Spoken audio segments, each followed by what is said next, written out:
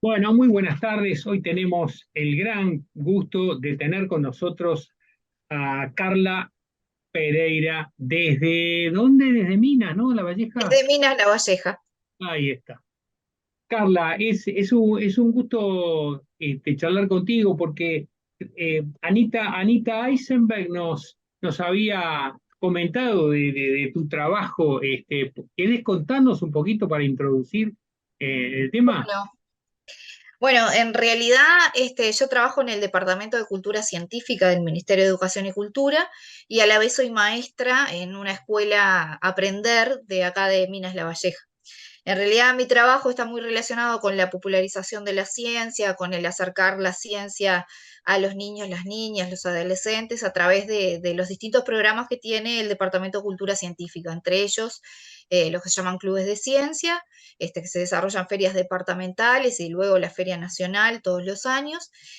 Otro proyecto que funciona en La Valleja y en Rocha, que se llama Más Mujer en Ciencia, y otro proyecto más que trabaja acercando a las científicas a las escuelas, que se llama Explora con una científica, que es donde en realidad comienza un poco a gestarse la relación con Anita Eisenberg, que también es parte de Más Mujer en Ciencia y de muchísimas de las actividades que tienen que ver justamente con la divulgación científica, justamente con acercar la ciencia y la academia a nuestros entornos cotidianos, ¿no?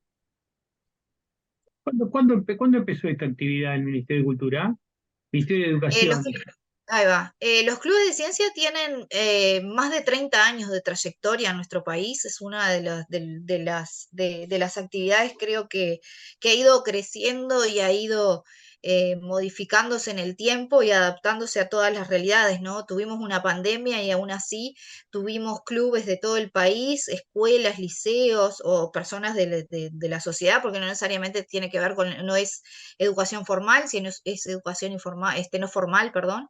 Y bueno, en realidad esta trayectoria que tiene Clubes de Ciencia tiene una data enorme pensándolo en lo que son las realidades de nuestro país, ¿no? De lo que es sostener la política pública, por ejemplo, ¿no? Yo creo que Clubes de Ciencia ha marcado una línea a lo largo de estos más de 30 años en los cuales hemos no solo crecido en la cantidad y número, sino también en la amplitud de las actividades, porque no solamente nuclea lo que son los clubes de ciencia en sí, y las ferias en sí, sino con estas otras cuestiones que van de la mano también con ANEP, con CODICEM, porque nosotros tenemos un convenio con ANEP, en lo que tiene que ver con la formación docente, con la formación a los docentes de las distintas escuelas, liceos, educadores o lo que sea, en el trabajo en ciencias, en hacer esa ciencia en el aula, ¿no?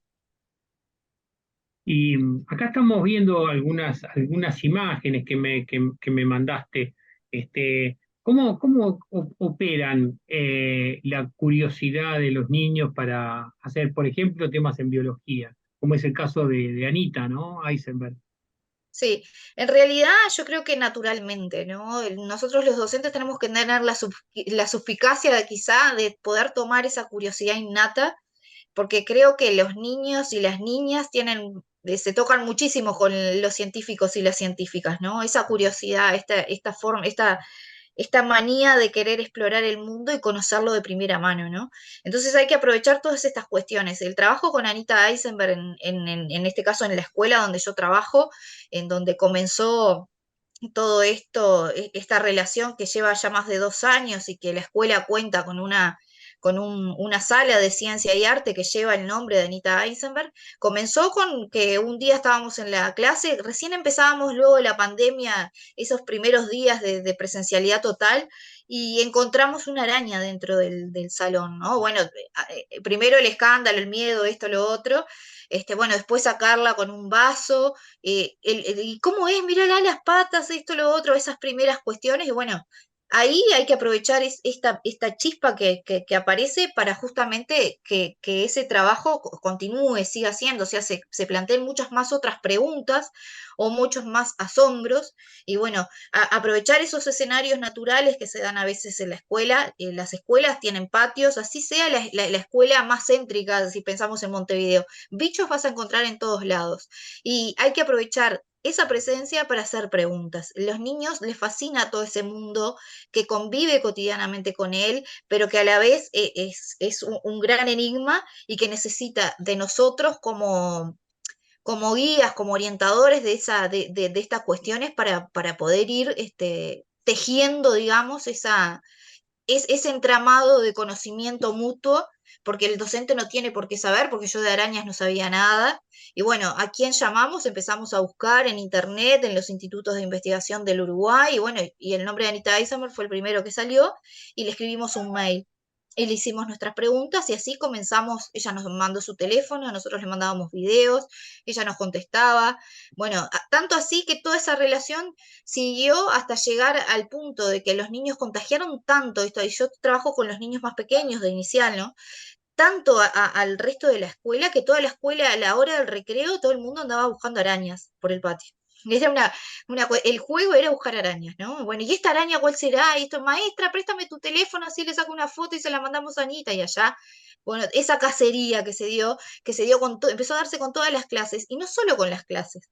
Nosotros con la pandemia los grupos de WhatsApp empezaron a tomar como forma y como mayor presencia hasta el punto que ya estamos fuera de la pandemia, y esto se ha sostenido en sí con ese diálogo entre las familias, ¿no?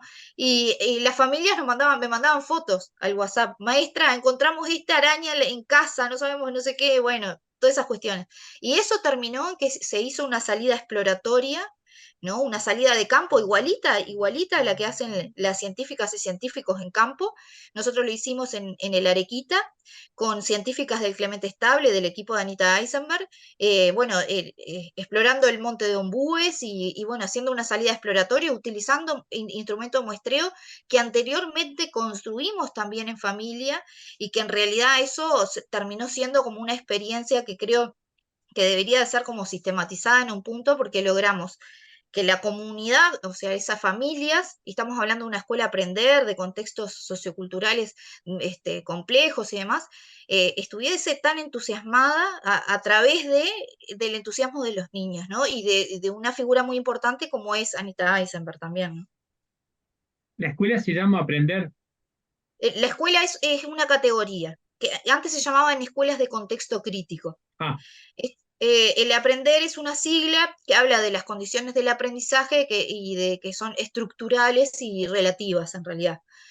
Antes eran escuelas de contexto crítico y así. ¿es de tiempo completo? Empezó este año una modalidad de tiempo pedagógico extendido. Los niños van a las 10 de la mañana y se van a las 5. Pero no permanecen con la misma maestra todo el tiempo, sino que tienen talleres en la mañana y en la tarde sería como la parte curricular, pero eso comenzó este año. En los años que comenzamos con Anita y demás, no. ¿A cuántos kilómetros están de Minas? No, no, estamos cerquitas en la ciudad mismo. Ah, ¿y por qué es de contexto crítico? ¿De qué trabajan los padres? ¿A qué se dedican las familias? En realidad el contexto crítico habla de condiciones de vivienda, de necesidades básicas de las familias insatisfechas, ¿no? Esto se realiza a través de un monitoreo educativo donde nosotras, bueno, se relevan datos desde de cómo es la vivienda, de cómo está construida, de cuántos habitan en la casa, eh, de cuántas habitaciones tiene. Bueno, de estos datos que dan como un margen, el nivel educativo de las familias también, cuántas perciben programas sociales, por ejemplo, sea tarjeta de Mides o asistencia de otro tipo de cosas. Entonces, todos esos datos te van entregando una serie de ítems que va catalogando la escuela, o sea, en esos contextos, ¿no? Pero el nivel educativo de las familias es uno de los factores como más importantes. Muchos de ellos, algunos han terminado la escuela, otros no. Tenemos muchos, a veces hay analfabetos por desuso, o sea, no es que no hayan ido a la escuela ni hayan aprendido, sino que en realidad no han estado en contacto en un contexto alfabetizador, digamos.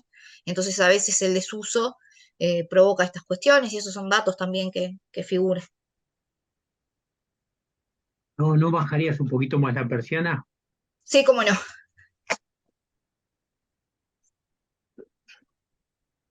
Para que prendo la luz acá.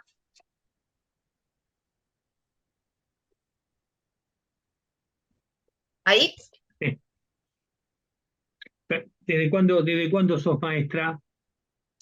Y desde el 2000, llevo 20 años ya siendo maestra, digamos, ¿Y vos más de vivís 20 dónde? años. Yo vivo acá en Minas. Cuando llegaste a esta escuela, ¿cuándo fue? Y en realidad yo concursé y mi primer cargo lo efectivicé en el interior de La Valleja y a los 2 años ya te puedes trasladar y yo ya me trasladé a esa escuela y después ya no me moví más de ahí. Hace 21 años, 22 años que estoy ahí. O sea que de algún modo también has podido ver la evolución de esos niños que tuviste por primera vez contigo. Claro, porque yo llegué en una época bastante compleja, ¿no? En que nosotros teníamos todavía los coletazos de esa crisis de 2002 y demás, en los cuales, obviamente que eso se siente en las aulas, ninguna de esas cosas, de estas cuestiones son ajenas a lo que sucede en una escuela, sino todo lo contrario, la atraviesan. Este, lo que a través de los años, lo que he visto y a través de las distintas figuras que ha construido la escuela, los docentes efectivos en la escuela hacen una gran diferencia en realidad, que no sea tan movible, digamos, las piezas que ocupan en la escuela y que uno empiece a hacer casa desde su lugar, ¿no? Desde su lugar docente. Y eso creo que condiciona un montón. Además, otros programas como el programa Maestro Comunitario, que lo que hace es acercar la comunidad a la escuela y logra también que la escuela se constituya, se empieza a constituir como un lugar súper importante en las comunidades. Entonces la escuela, desde aquella época en la que yo estaba, la escuela no tenía capaz que en aquella época un lugar tan importante en el barrio o en las familias o en los mismos niños. Entonces, a lo largo del tiempo y de estas figuras y de este trabajo constante de muchas de estas cuestiones, nosotros el trabajar la ciencia empezó a trabajarse durante mucho tiempo y el participar en estas cosas en clubes de ciencia, además, todo eso fue constituyéndose como una identidad de la escuela.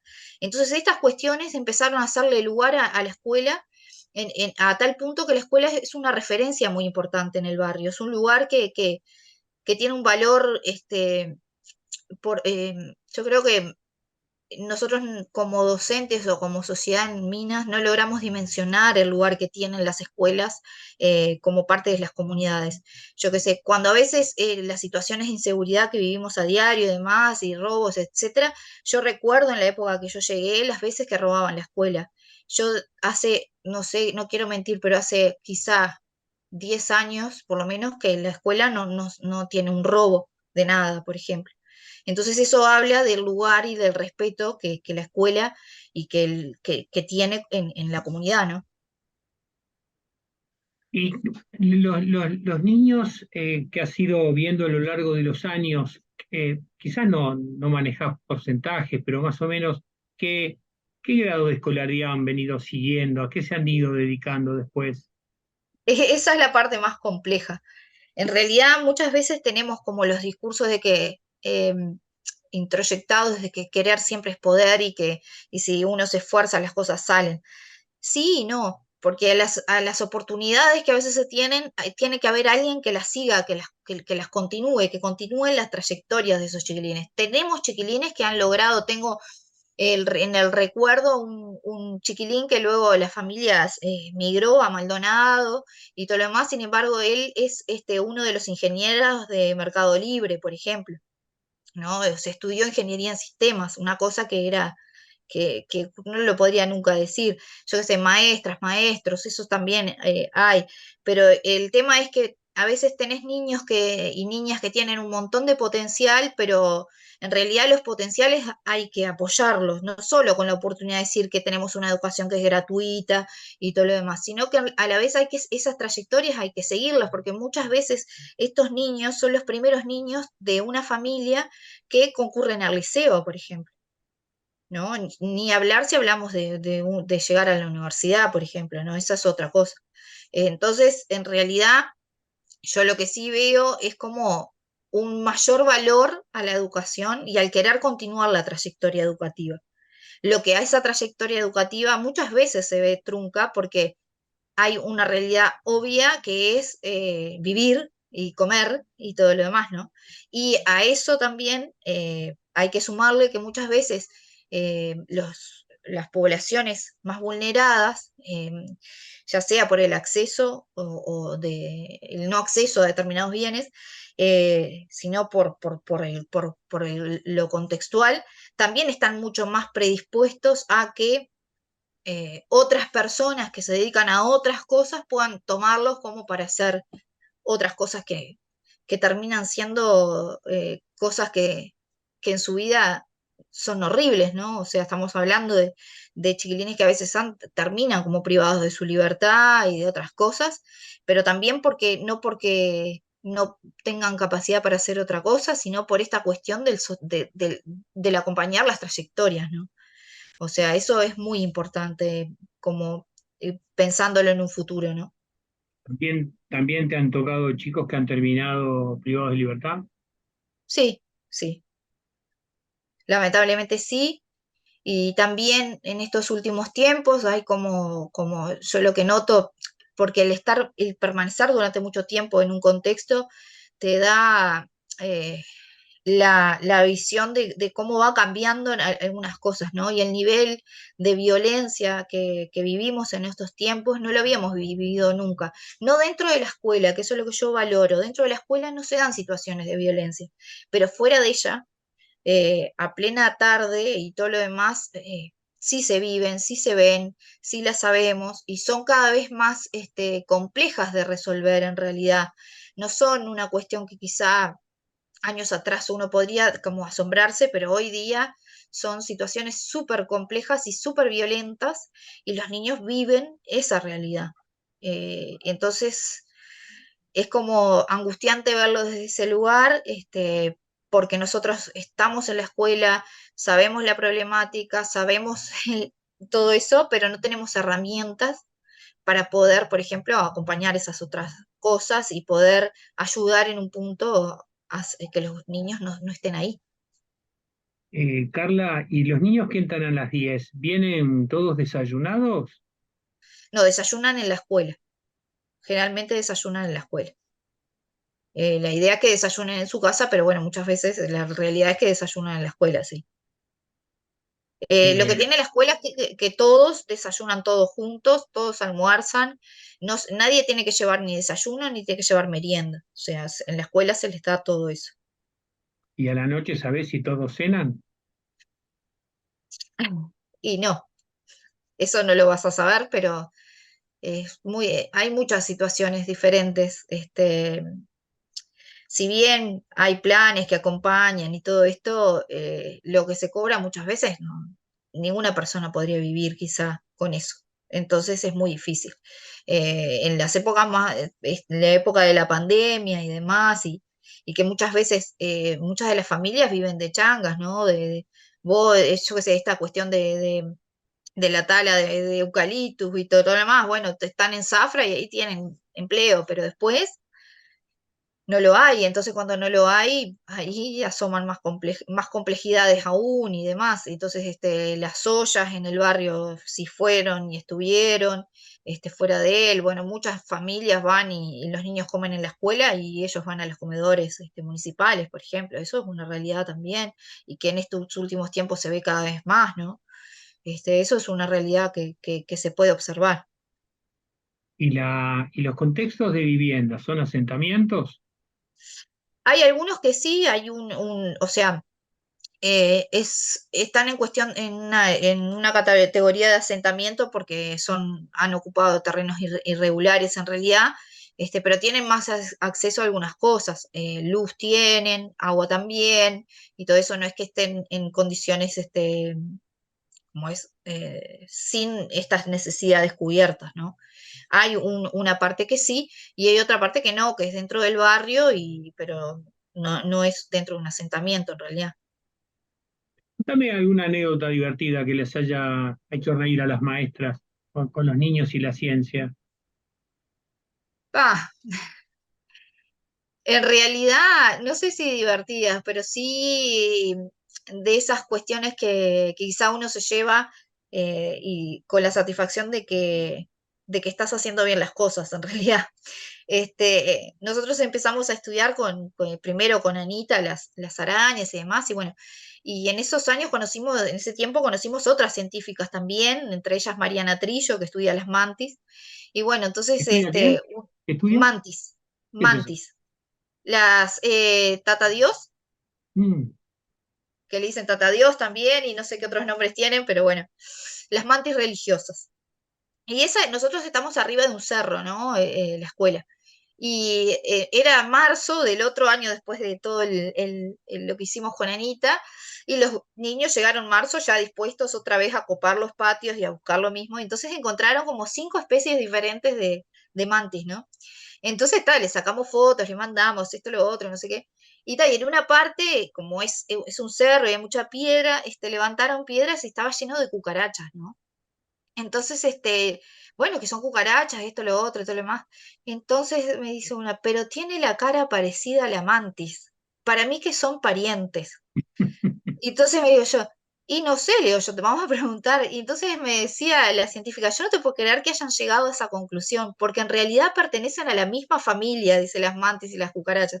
Entonces, claro, son estas cuestiones que uno las ve como muy diciendo, ay, esta es una simple observación, pero para que un niño haga una observación de estas, o sea, que pueda unir lo que ya estudió con lo que sabe y pueda hacer una observación para decir, para mí, y el concepto de familia, de los artrópodos y demás y todo esto y que diga, para mí esto, o sea, pueda lograr hipotetizar desde el lenguaje cotidiano, ¿no? Porque de eso se trata. En realidad la ciencia es nuestra mejor manera de pensar y es lo que mejor le podemos dejar a los niños. ¿Para qué? Para su proyecto de vida, justamente. Para que se hagan buenas preguntas, para que aquel que les ofrezca cosas demasiado fáciles, uno pueda preguntarse, ¿y esto? Entonces, esas son también herramientas para la vida cuando uno trabaja ciencias, no solo trabaja características de, ay, cómo diferenciar un artrópodo de un arácnido o lo que sea. No es solo este contenido, lo que uno enseña cuando enseña ciencia, enseña de estas otras cosas, esta forma de pensar que se pone en el andamiaje de su vida cotidiana, ¿no? Entonces, que esto le sirva para su vida. Y estas cuestiones de poder pensar, de poder argumentar, de poder decir y de tener su propia voz y que su propia voz, ellos no tengan miedo de decirlo, ¿no? Decir, ay, capaz que me equivoco, no tengan ese miedo, digo, mira, a mí me parece que, y todo eso es lo creo que como docentes es lo que mayor, es como el puntaje máximo. No lo podemos evaluar con números quizá, porque tenemos un sistema de evaluación bastante cruel en ese sentido, ¿no? Pero si nosotros empezamos a medir lo que valoramos y si valoramos estas cosas, estamos haciendo un buen trabajo. Esas son las cosas que indican que estamos haciendo las cosas bien en realidad. Y después las otras cosas que estamos haciendo bien es que Anita Eisenberg, por ejemplo, en la escuela es como una ídola, ¿no? O sea, es como cada vez que viene Anita Eisenberg a la escuela es una revolución. Cuando yo entregué las carpetas de fin de año, las fotos, todos querían sacarse fotos con Anita. Los padres, ay, por favor, una foto con Anita, una foto con Anita. Y eso, en un contexto como el nuestro, no están hablando de que se quieren una foto con un cantante que está bien, ¿no? De moda, sino que están queriendo una foto con una científica uruguaya que estudia arañas.